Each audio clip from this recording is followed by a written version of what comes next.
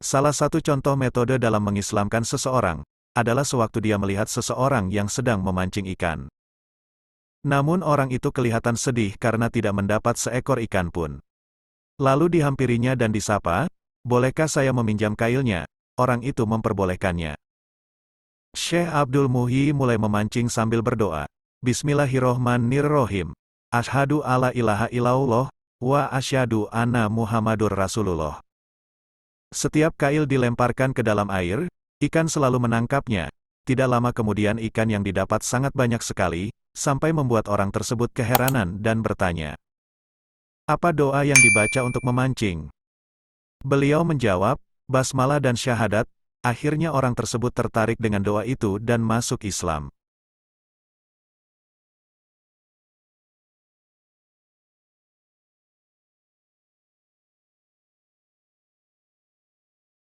Assalamualaikum warahmatullahi wabarakatuh.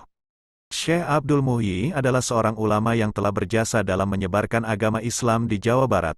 Nama Syekh Abdul Muhyi tak asing lagi bagi para warga di Pamijahan Tasikmalaya, karena sosoknya diyakini sebagai salah seorang wali Allah yang memiliki segudang karomah. Syekh Abdul Muhyi lahir di Mataram tahun 1650. Mataram di sini ada yang menyebut di Lombok, tetapi ada juga yang menyebut Kerajaan Mataram Islam. Ayahnya bernama Sembah Lebe Wartakusumah, bangsawan Sunda keturunan Raja Galuh Pajajaran, yang saat itu bagian dari Kerajaan Mataram Jawa. Ibunya bernama Raden Ajeng Tanganziah, keturunan bangsawan Mataram yang sampai ke Syekh Ainul Yakin atau Sunan Giri.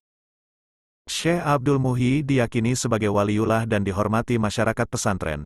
Ia merupakan mata rantai dan pembawa tarekat Syatariah yang pertama ke Pulau Jawa, lebih dikenal dengan nama Haji Karang, karena pernah uzlah dan halwat di Gua Karang. Di pintu gerbang makamnya yang terletak di Pamijahan Tasikmalaya, tertera tulisan Sayyiduna Syekh Al-Hajj Waliullah Radiyullah. Ketika usianya menginjak 19 tahun, Syekh Abdul Muhyi memutuskan merantau ke Aceh, dan berguru kepada Syekh Abdul Rauf Singkil bin Abdul Jabar, seorang ulama sufi dan guru tarekat Syatariah. Selama 6 tahun lamanya ia mempelajari pendidikan, khususnya agama Islam. Usai menimba ilmu di Aceh, Syekh Abdul Muhyi bersama teman-teman seperguruannya dibawa oleh seorang guru ke Baghdad, Irak, untuk memperdalam ilmu agama dan berziarah ke makam Syekh Abdul Qadir Jailani. Perjalanan beliau mendalami agama Islam tidak berhenti sampai di situ.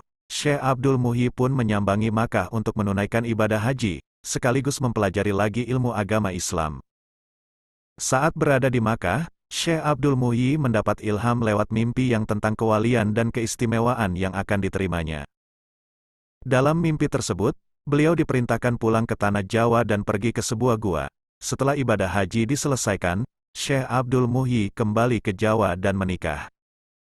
Suatu ketika ia teringat lagi dengan mimpinya yang diminta untuk mencari gua. Syekh Abdul Muhyi lantas berangkat ke arah barat bersama sang istri. Sampailah mereka di daerah bernama Dharma Kuningan dan memilih tinggal selama beberapa tahun. Mendengar Syekh Abdul Muhyi kini menetap di Dharma Kuningan, orang tuanya kemudian memutuskan ikut tinggal di sana. Di samping untuk membina penduduk, dia juga berusaha untuk mencari gua yang diperintahkan oleh gurunya. Dengan mencoba beberapa kali menanam padi, ternyata gagal karena hasilnya melimpah. Sedang harapan dia sesuai isyarat tentang keberadaan gua yang diberikan oleh Syekh Abdul Rauf adalah apabila di tempat itu ditanam padi maka hasilnya tetap sebenih, artinya tidak menambah penghasilan, maka di sanalah gua itu berada. Karena tidak menemukan gua yang dicari, akhirnya Syekh Abdul Muhyi bersama keluarga berpamitan kepada penduduk desa, untuk melanjutkan perjalanan mencari gua. Setelah menempuh perjalanan yang cukup panjang, sampailah di daerah Pamengpek, Garut Selatan. Di sini dia bermukim selama 1 tahun, tahun 1685 sampai tahun 1686 Masehi, untuk menyebarkan agama Islam secara hati-hati, mengingat penduduk setempat waktu itu masih beragama Hindu. Setahun kemudian ayahanda, Sembah Lebo Wartakusumah, meninggal dan dimakamkan di Kampung Dukuh di tepi Kali Cikaengan. Beberapa hari seusai pemakaman ayahandanya, dia melanjutkan perjalanan mencari gua dan sempat bermukim di Batuwangi. Perjalanan dilanjutkan dari Batuwangi hingga sampai di Lebak Siu, dan bermukim di sana selama 4 tahun. tahun 1686 sampai tahun 1690 Masehi. Walaupun di Lebak Siu tidak menemukan gua yang dicari, dia tidak putus asa, dan melangkahkan kakinya ke sebelah timur dari Lebak Siu, yaitu di atas Gunung Kampung Cilumbu. Akhirnya dia turun ke lembah sambil bertafakur, melihat indahnya pemandangan sambil mencoba menanam padi.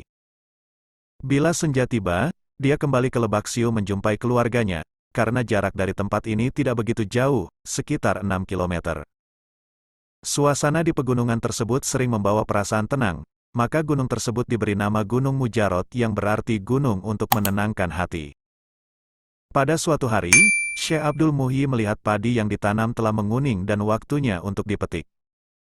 Saat dipetik, terpancarlah sinar cahaya kewalian dan terlihatlah kekuasaan Allah. Padi yang telah dipanen tadi ternyata hasilnya tidak lebih dan tidak kurang, hanya mendapat sebanyak benih yang ditanam. Ini sebagai tanda bahwa perjuangan mencari gua sudah dekat, untuk meyakinkan adanya gua di dalamnya. Maka di tempat itu ditanam padi lagi, sambil berdoa kepada Allah, semoga gua yang dicari segera ditemukan.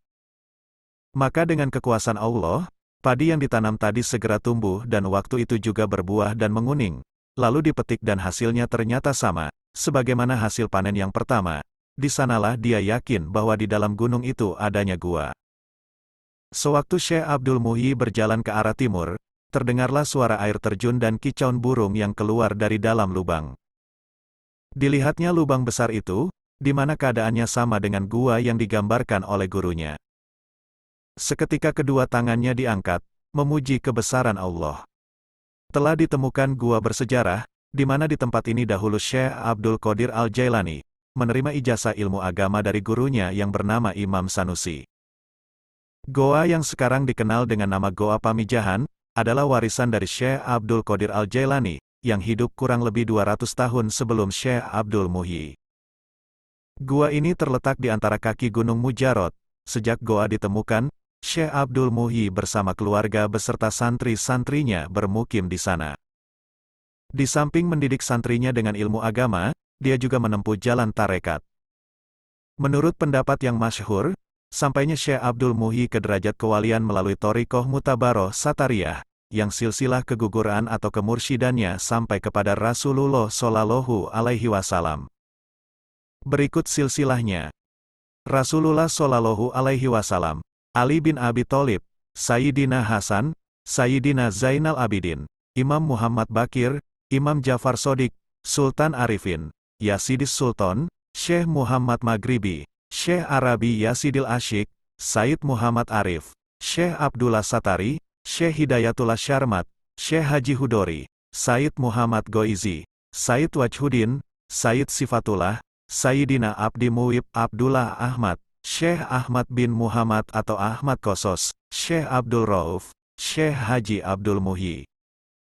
Sekian lama mendidik santrinya di dalam goa, maka tibalah saatnya untuk menyebarkan agama Islam di perkampungan penduduk. Di dalam perjalanan, sampailah di salah satu perkampungan yang terletak di kaki gunung, bernama Kampung Bojong. Selama bermukim di Bojong dianugerahi beberapa putra dari istrinya, Ayu Bakta. Di antara putra dia adalah Dalem Bojong, Dalem Abdullah, Media Kusumah, Paki Ibrahim. Beberapa lama setelah menetap di Bojong, atas petunjuk dari Allah, Syekh Abdul Muhyi beserta santri-santrinya pindah ke daerah Safarwadi. Di sini dia membangun masjid dan rumah sebagai tempat tinggal sampai akhir hayatnya. Sedangkan para santri menyebar dengan tugasnya masing-masing, yaitu menyebarkan agama Islam. Seperti Sembah Khotib Muwahhid yang makamnya di Panyalahan, Eyang Abdul Qohar bermukim di Pandawa sedang Sembah Dalem Sacaparana atau mertua Syekh Abdul Muhyi, tetap di Bojong sampai akhir hayatnya, yang kini makamnya terkenal dengan nama Bengkok. Di sebelah utara makam kidul terdapat kompleks makam Syekh Abdul Muhyi. Kompleks ini merupakan objek ziarah utama di seluruh situs Pamijahan, terletak di tebing sebelah utara Cipamijahan. Makam ini seolah berada di atas bukit yang dikelilingi hamparan sawah yang subur. Di sekitar kompleks makam tumbuh pepohonan besar yang memberi kesan rindang dan teduh, suatu kondisi alamiah yang sangat mendukung fungsi kekeramatannya. Berbeda dengan kompleks makam lain, makam Syekh Abdul Muhyi mendapat perlakuan sangat khusus. Di samping bangunannya sangat megah dari konstruksi beton permanen, Juga tersedia berbagai fasilitas yang menunjang aktivitas ziarah seperti masjid, kolam dan sarana air bersih, serta balai-balai yang dapat digunakan para peziarah melakukan zikir. Selain Syekh Abdul Muhyi, pada kompleks ini terdapat makam lain, yaitu Raden Subhamanggala Wiradadaha IV, yang dikenal sebagai Dalem Pamijahan, yang ditempatkan di sebelah timur makam Syekh Abdul Muhyi ditandai oleh sebuah payung. Ia adalah anak sulung Raden Tumenggung Anggadipa Wiradadaha III, salah seorang Bupati Sukapura. Selain itu juga terdapat makam Sembah Khotib Muwahhid, Sembah Kudrot, Sembah Dalem Yudanegara, dan Sembah Dalem Sacaparana. Makam ini banyak diziarahi oleh kaum muslimin. Masih banyak lagi santrinya yang tersebar hingga pelosok-pelosok kampung di sekitar Jawa Barat, untuk menyebarkan agama Islam. Dalam menyebarkan agama Islam, Syekh Abdul Muhyi menggunakan metode tarekat nabawiyah, yaitu dengan akhlak yang luhur disertai tauladan yang baik.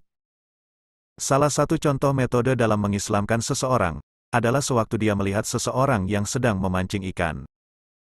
Namun orang itu kelihatan sedih karena tidak mendapat seekor ikan pun. Lalu dihampirinya dan disapa, "Bolehkah saya meminjam kailnya?" Orang itu memperbolehkannya. Syekh Abdul Muhyi mulai memancing sambil berdoa, "Bismillahirrohmanirrohim. Asyhadu alla ilaha illallah, wa asyhadu anna Muhammadur Rasulullah." Setiap kail dilemparkan ke dalam air, ikan selalu menangkapnya. Tidak lama kemudian ikan yang didapat sangat banyak sekali, sampai membuat orang tersebut keheranan dan bertanya, "Apa doa yang dibaca untuk memancing?" Beliau menjawab, "Basmalah dan syahadat." Akhirnya orang tersebut tertarik dengan doa itu dan masuk Islam. Di samping ahli dalam ilmu agama, Syekh Abdul Muhyi juga ahli dalam ilmu kedokteran, ilmu hisab, ilmu pertanian dan juga ahli seni baca Al-Quran. Maka pada saat itu banyak para wali yang datang ke Pamijahan, untuk berdialog masalah agama. Seperti waliullah dari Banten Syekh Maulana Mansyur, putra Sultan Abdul Patah Ageng Tirtayasa, keturunan Sultan Hasanuddin bin Sunan Gunung Jati, juga Syekh Jafar Sodik yang makamnya di Cibiuk, Limbangan, Garut.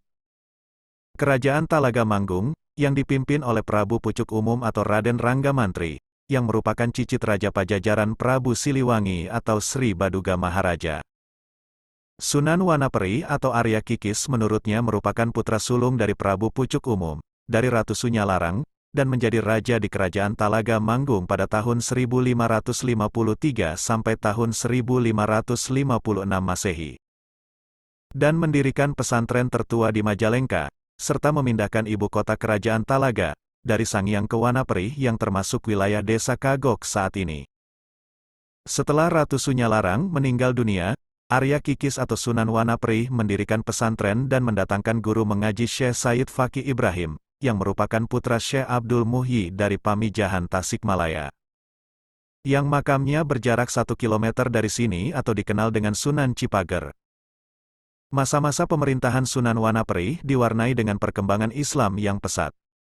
Pada masa kepemimpinannya, seluruh rakyat di Talaga Manggung telah menganut agama Islam, dan agama Islam semakin berkembang karena Sunan Wanaperi berputra 6 orang.